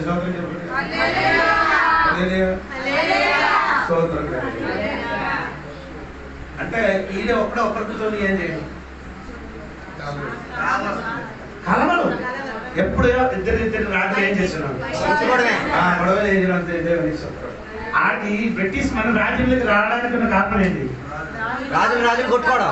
దేవుడికి స్తోత్రం. లేకపోతే వారికి రాదు. దేవుడికి స్తోత్రం కలిగింది.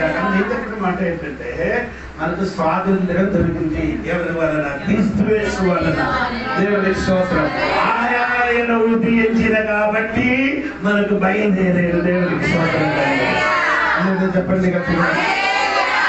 తర్వాత చదువుతాడు. దూడలు ఏం చేస్తున్నారు? దూడలు ఎందుకు ఆడుతున్నారు? అంతవరకు ఎక్కడ ఉండేది? అదే పశుశాల గోశాలలో. పశుశాల లేదు, పశు కడుపు లోపల ఉండేది. స్తోత్రం. ఇప్పుడు అది ఏమైంది? దూడ కొత్తదండి, కొత్తగా నిర్మించిన దూడ బయటికి వచ్చినప్పుడు ఏమన్నా అది ఎందుకు ఆడుతున్నారు అంటే సంతోషం. యేసయ్య ఉదయిస్తే నీకు అర్థమైందో లేదో తెలియదు. యేసయ్య నీ మీద ఉదయిస్తే నీకేమొస్తుందన్నా సంతోషం కలిగి ఉన్నారు. దేవునికి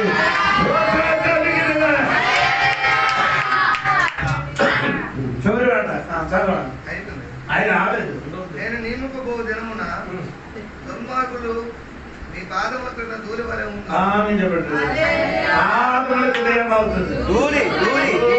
కాలుతో తొక్కుతుంది దేవునికి సొంతంగా. చెప్పండి. రోమపత్రిక 15:20 వాక్యం. రోమపత్రిక 15వ అధ్యాయము. సమాధానకర్తయగు దేవుడు సాతానును కాళ్ళ కింద తొక్కును. శీఘ్రముగా చిత్తుగా త్రొక్కించును.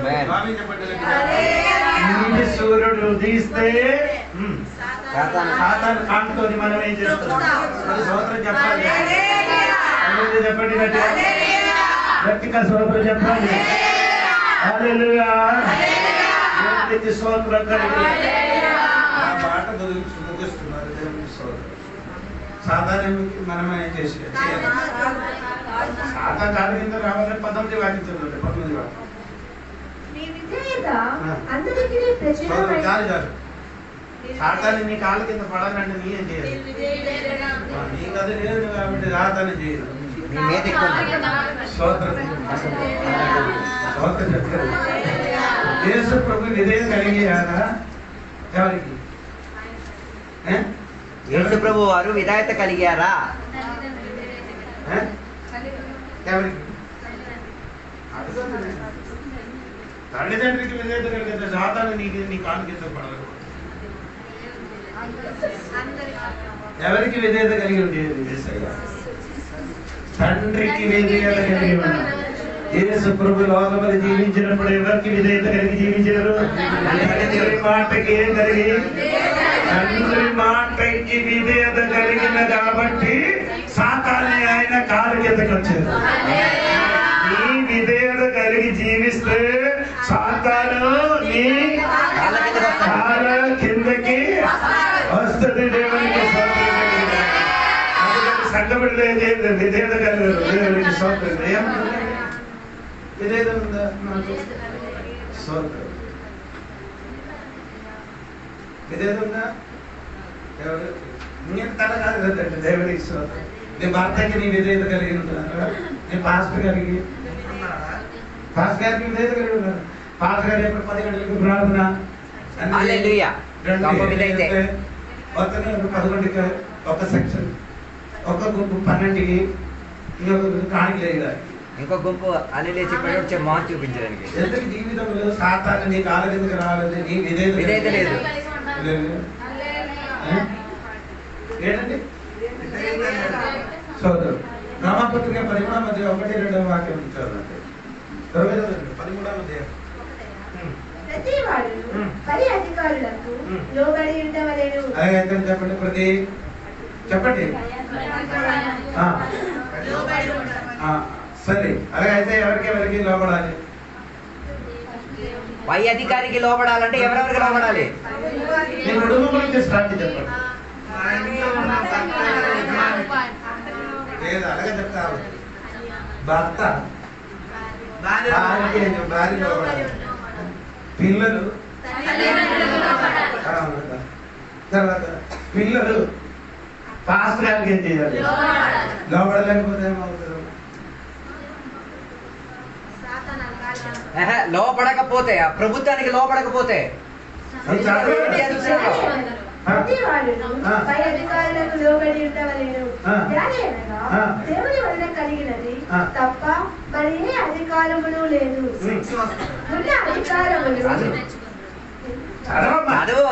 ఉన్న అధికారములు దేవుని వల్లనే నియమింపబడి ఉన్నవి. కాబట్టి అధికారములు ఎదిరించువారు దేవుని నియమములు ఎదిరించుచున్నారు.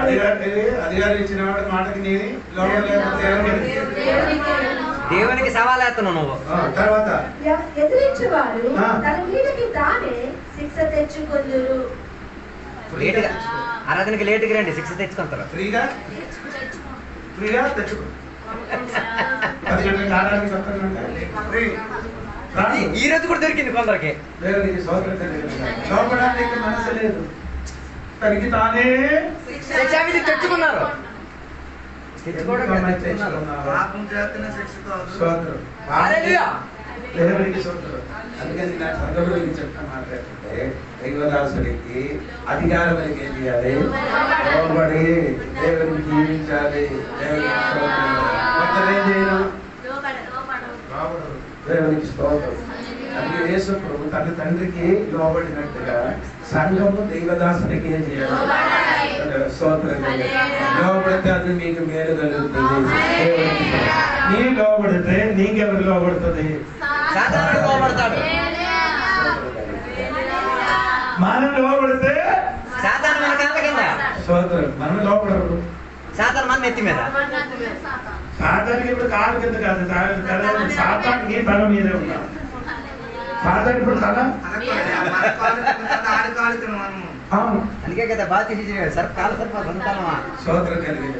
నేను చెప్పమాట ఎందుకంటే మీ మనసులో ఏముంటుంది? దేవుడు ఉంది కదా, ఒక పక్క దేవుడు ఉంది, అదే లోపల ఒక పక్క దేవుడు ఉంది, ఇంకొక పక్క నువ్వు ఉంది, ఒక పక్క నువ్వు. ఈ రెండు ఇద్దరు కూడా ఏముంది? ఓటీ వేసుకుందా గొట్ట గొడవ. దేవుడు చెప్తున్నాడు కరెక్ట్ ఆరాధనకి వెళ్ళరాట 10 గంటలకి వెళ్ళిపోతాడు. నీ అని చెప్తున్నారు. ఇప్పుడు ఎందుకే ప్రార్థన అయిపోయిన తర్వాత ఫస్ట్ నీ లోపల ఉన్న వాడితో నీకేం లేదు, ఐక్యత. దేవుడికి నీకేం లేదు. చాలా మంది విశ్వాసం కూడా అదండి, లోపల ఉన్న దేవుడితో ఏం లేదు, ఐక్యత లేదు. కాబట్టి వారే చేస్తున్నారు. దేవుడు మాటకి ఏం చేయలేదు. లోపల లేదు కాబట్టి సాతాను మన కాళ్ళకి పాడలేదు. దేవుడికి స్తోత్రం.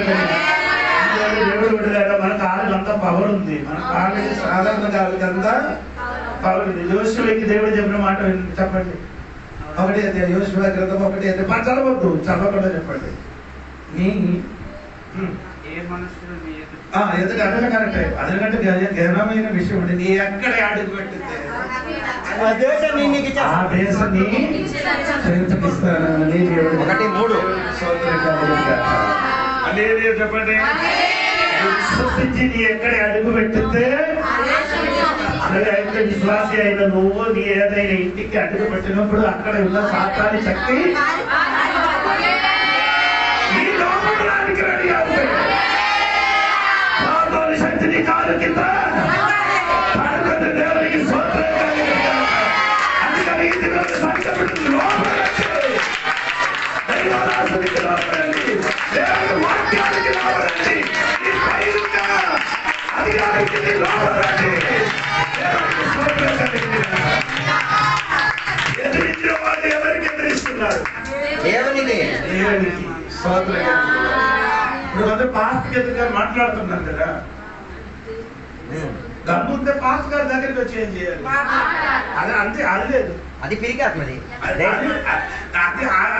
ఆయన దగ్గరికి వచ్చి చెప్పడానికి దమ్ము లేదు. కాబట్టి దొంగసాటిగా ఒక్కొక్కటి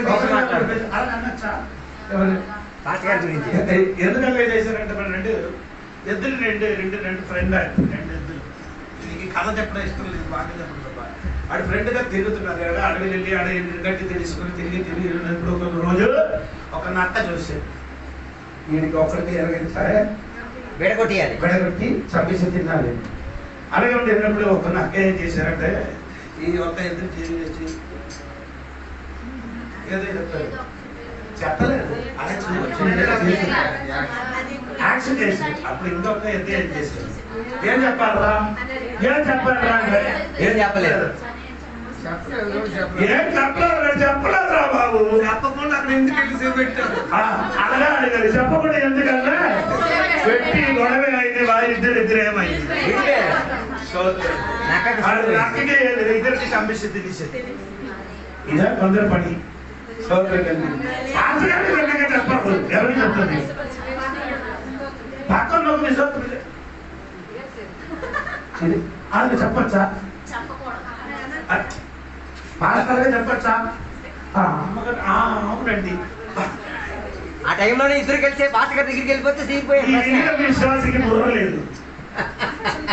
అక్కడికి అడిగినామా బాబు, కలిసి మనం వెళ్దాం. దేవుడికి అక్కడికి వెళ్ళి ఏం చేయొచ్చు? అలాగే చెప్పడానికి నా పిల్లలు ఉండాలి. దేవుడికి స్తోత్రం. అలాగే పిల్లలు కావాలంటే వాక్యం సరిగా తినాలి. దేవుడికి పాలు తాగి పెంచిన పిల్లలు అయితే స్తోత్రాలుగా చెప్తారు. దేవుడికి స్తోత్రం కలిగిన గట్టిగా స్తోత్రం చెప్పాలి.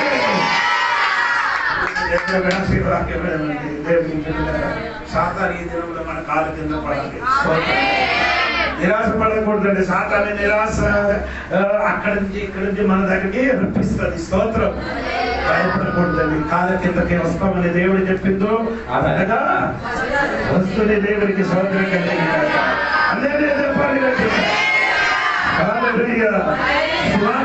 సాతాను నిరుకుల వలన ఆదోషములందు భూమి మీద పైన చూశాడు. పైన మాత్రం కాదు, నీ కాలు కిందకి వచ్చింది కూడా దేవుడు చూశాడు. అందుకని దేవుడికి స్తోత్రం కలిగింది. స్తోత్రం. అసలు యేసయ్య పరివారంలో గురించి నేనప్పుడు మధ్యవర్తి ఉండదు. ఇప్పుడు రోగం ఏమేమి రోగం ఉందో మాకు తెలియదండి. దేవుడికి స్తోత్రం. ఎన్ని రోగాలు దేవుడికి స్తోత్రం. అంటే యేసయ్య పరివారంలో తిరిగినప్పుడు ఏముండదు, రోగం ఉండదు. అదగాటి యొక్క రాజ్యం పడుతున్న దేవుడికి స్తోత్రం. చెప్పండి. ఇప్పుడు మీరు రోగిగా ఉంటారు. ఇప్పుడు మీరు భయపడకూడదు. రోగం లేని ఒక రాజ్యం. ఇప్పుడు నీకు 80 వయసులో లేని రోగికి ఉండొచ్చు, కానీ దేవుడు ఏర్పరిచిన ఆ రాజ్యంలో 1000 ఏళ్ళు పరిపాలన వరకు రోగం లేకుండా, ఏడుపు లేకుండా, కన్నీరు లేకుండా, వేదన లేకుండా ఒక రాజ్యం.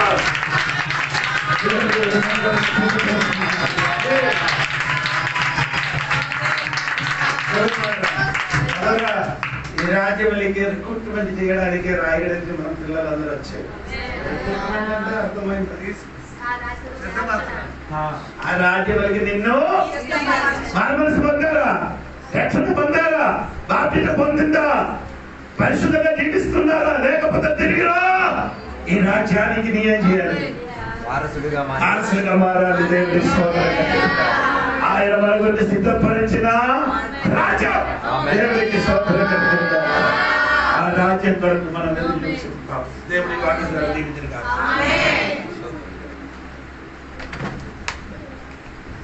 సమర్పించుకున్నాం. ఈ రాత్రి వేళ దేవుని యొక్క వాక్య లేఖనాలు మనతో మాట్లాడినది.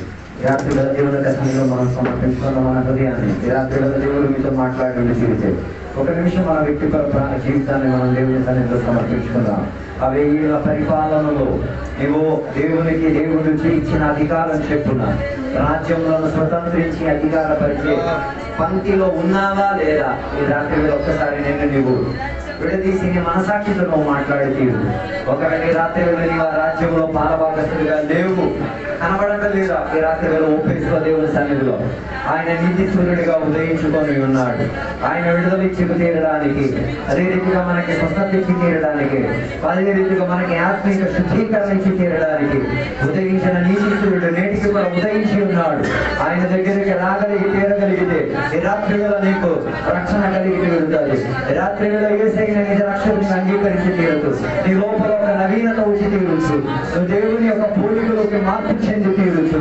దైవిక స్వభావము దేవుని యొక్క వాక్య కట్టుబాటులో దేవుని యొక్క సంఘము లోపల నుండి దేవుడిచ్చిన కుటుంబం లోపల నుండి తీరడానికి దేవుడు భాగ్యం ఇచ్చి తీరగలుగుతూ. అది ఈ రాత్రి దేవుని యొక్క సన్నిధిలో ఒప్పుకు తీరు. దేవా నన్ను కూడా రాజ్యములు చేర్చుము దేవా. చివరికి మరణించి నా దొంగ చెప్పినట్ట దేవా నీ రాజ్యం వచ్చినప్పుడు నన్ను జ్ఞాపకం చేసుకోవాలని చెప్పినట్ల ఈ రాత్రి వేళ దేవుని దేవా ఈ రాత్రి వేళ నన్ను జ్ఞాపకం చేసుకుంది దేవా.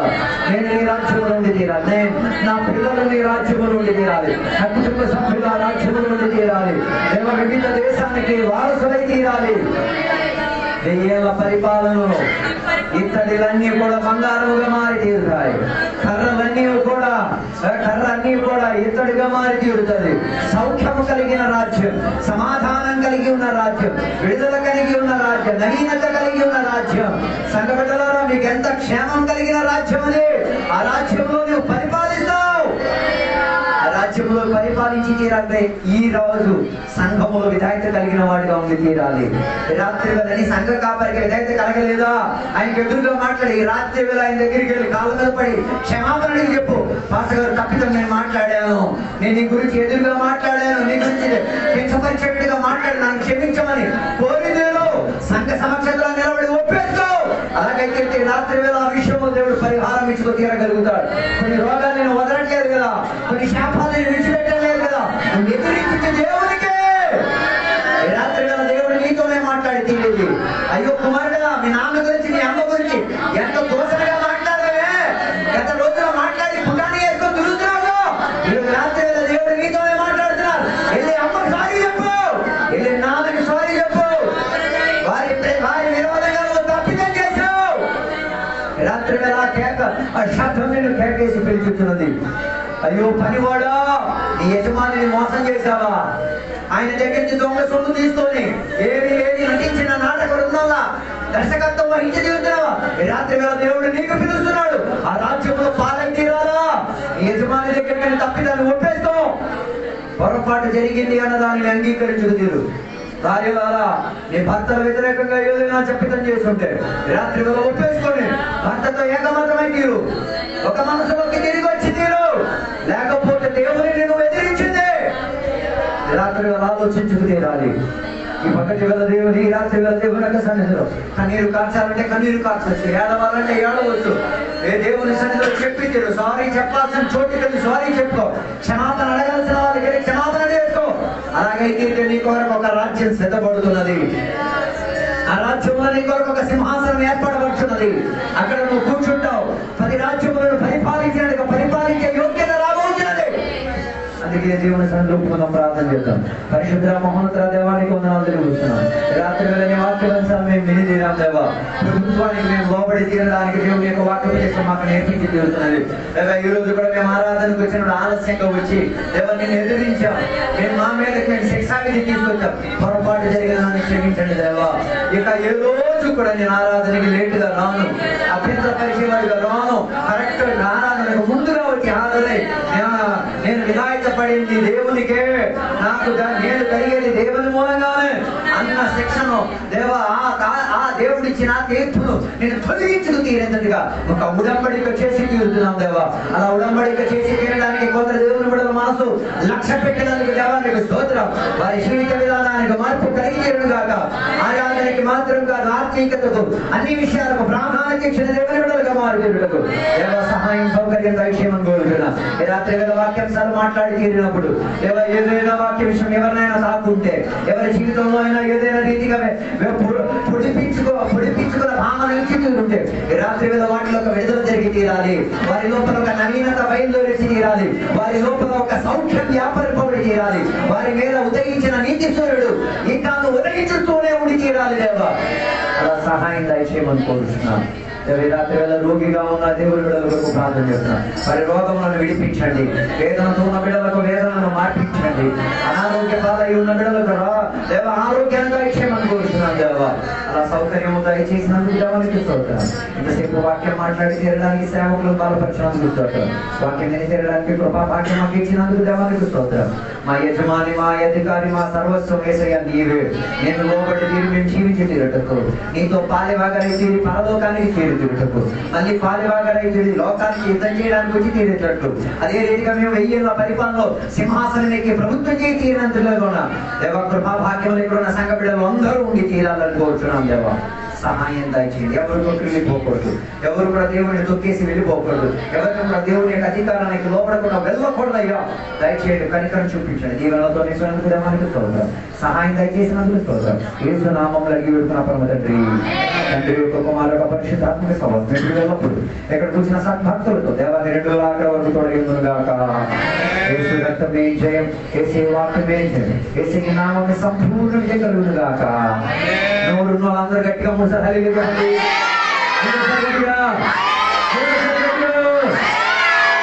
దేవుడి సంఘ బిడ్డలందరినీ కూడా దీవించండి దేవుని సోదరులు కూడా. సంఘ బిడ్డలు అప్పులని మారినందుకు సోదరులు కూడా. సంఘ బిడ్డల పిల్లలందరూ మారినందుకు సోదరులు కూడా. భక్తులందరూ మారినందుకు సోదరులు కూడా. ఆరోగ్యం దేవుడికి సోదరులు కూడా. సంరక్షణ కలిగే విధంగా మారి సోదరులు కూడా. సారీ చెప్పాలి, అందరికీ సారీ చెప్పాలి. యేసయ్యా త్వరగా రమ్ము. ఆమేన్. దేవుడి అందరినీ దీవించును గాక. అందరికీ వందనాలు.